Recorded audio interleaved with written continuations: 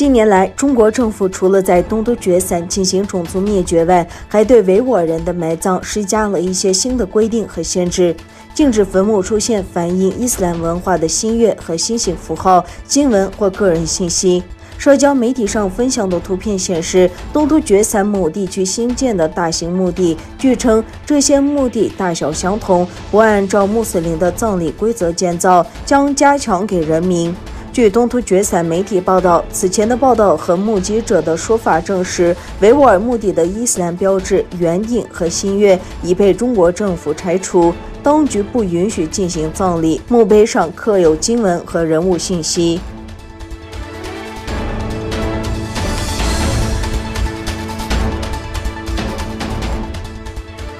美国国家安全顾问沙利文表示，如果中国不合作进一步调查新冠病毒源头，将面对国际孤立。他说，要么他们以负责任的方式允许调查人员进入，真正的去调查，弄清楚来源，要么他们将面临国际社会孤立。他说，总统保留通过我们自己的分析、情报界的努力，以及我们与盟友和伙伴进行的其他工作，继续在各方面施加压力，直到我们弄清楚这个病毒是如何进入这个世界。美国高管称，世卫组织的冠状病毒来源调查高度不足。沙利文周日接受美国媒体采访时说，现在还没有到发出威胁或最后通牒的阶段。美国会继续在国际社会争取支持。如果最终中国拒绝履行国际义务，美国将与盟友磋商，考虑如何回应。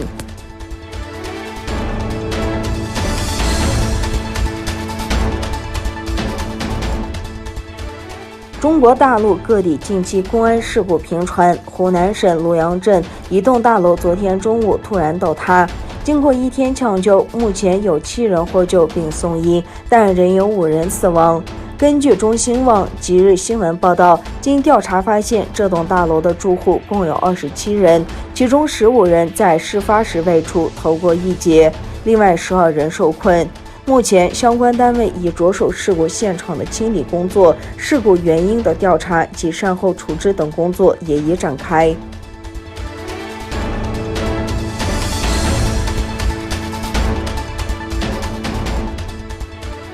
据美国媒体20日报道，美国南部亚拉巴马州巴勒特县一条洲际公路19日发生多车相撞事故，造成10人死亡，其中包括9名儿童，另有数人受伤。报道援引巴勒特县官员韦恩·加洛克的话说，8名遇难儿童同乘一辆小型巴士，该车属于当地一家安置受虐儿童的组织。在另一辆遭遇事故的车中，一名29岁的男子及其9个月大的女儿丧生。报道说，19日清晨，美国东南部地区遭受一场热带风暴袭击，出现强降雨。事故发生时，亚拉巴马州天气状况不佳，多车相撞或因车辆打滑所致。